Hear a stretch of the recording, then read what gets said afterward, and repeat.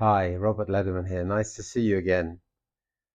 On a previous video I put up on this channel, we spoke about the near point of convergence and how important it is to test it, but not only to be looking alone at the eye movements, but also to look at the patient's face, because they may be expressing the fact they're actually working quite hard to do the near point of convergence. Why are we testing convergence? I think people will say we're testing convergence because we want to find out if people have convergence insufficiency. And so I would say if someone has a good convergence, so we would say therefore they are convergence sufficient. I think that's fair to say. And I will then ask the question, when I'm thinking about convergence sufficient, meaning they pass the near point of convergence test, you say, well, they don't have convergence insufficiency, therefore they are convergence sufficient. Well, sufficient for what?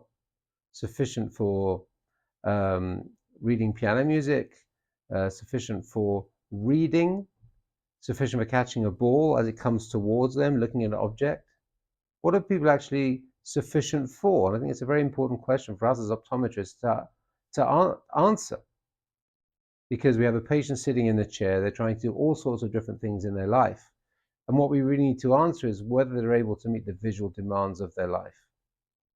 And I'm not sure that the near point of convergence tests, and if you look at the literature, got a good paper by Professor Jeffrey Cooper about the near point of convergence. You've got a wonderful paper by Dr. Liat Gantz on convergence. And what you'll see is there's quite a bit of confusion about what is convergence insufficiency, how do we diagnose that, how do we categorize it? And so I think it's very important to think about the visual demands of the task and think for ourselves what we're testing, why we're testing. Professor David Pickwell, who was a professor in Bradford University, passed in 2006. He wrote a book, Binocular Vision Anomalies, which is still being published. I think it's up to its 6th edition. Initially published in 1984, I believe.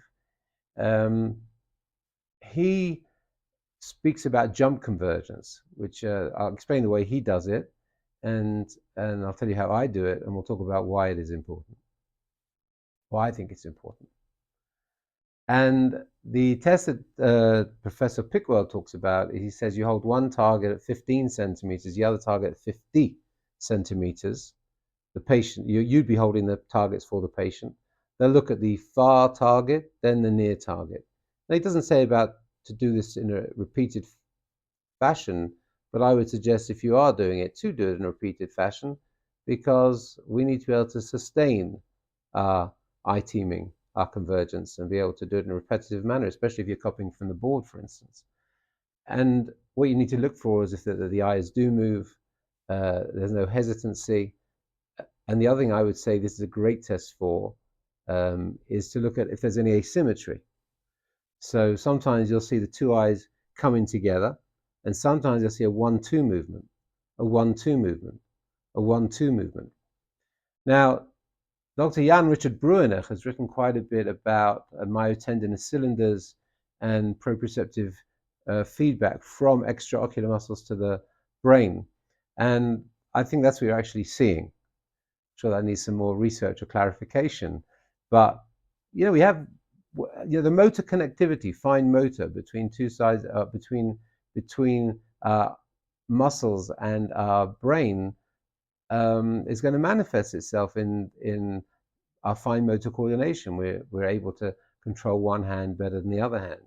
Now, even though the eye movements are controlled by both sides of the brain, that's why I think it may have something, as Jan Richard Bruinach points out, in people with intermittent exotropia, that the density of the myotendinous cylinders in the muscles of people with intermittent exotropia is less than in people who don't. So that's a bigger discussion. But certainly, if you do these tests, the test of Professor Pickwell, or what I actually do, which is look far away at the chart and then come and look back at the stick, look far away at the chart, and then come back to the stick, and I'll do that repeatedly. Again, specifically if someone has to copy from the board, who's looking backwards and forwards so many times, and especially the sort of population I see who may have learning difficulties, so they're not able to They're not even looking at the whole word. They're looking letter by letter as they do that. So many times they're looking far, looking near, looking far, looking near, and then you'll see that, well, you'll see often 1, 2, and then 1, 2. So also for the looking back, there's a sluggish of the same eye. That's, you might see that. Now, you won't see it if you don't check for it. And you have people in the chair, I'm sure you had someone like that today, who is trying to copy off the board, trying to read, trying to play sports, trying to do so many things with their visual system. And I know we're so busy doing all the tests we need to do, but I would really like to encourage you all to get back into the vision that you were checking when you were in uni in your binocular vision classes. I think it's the main story of binocular vision, the fact that we've got these two cameras, we're trying to move them around from place to place. We need to do that smoothly, we need to do that in a stable way, in a sustained way, in a way which we can keep repeating it, the movement, without getting fatigued, without getting tired, because on that depends the stability of our image, how much work we're putting in, and how available we are to process it, which really governs what's actually showing up for us at the end of the day. There is so much I can talk about with you, but I'm really here to try and encourage you as an optometrist, more optometrists, to go deep with trying to find out what our patients are doing in their life, and do an exam where you can really see that I answered the question regarding whether this person's visual system is helping or interfering with their ability to reach their potential in every aspect of their life. And I look forward to carrying on the conversation. You can hop on over to my website, robertlederman.com.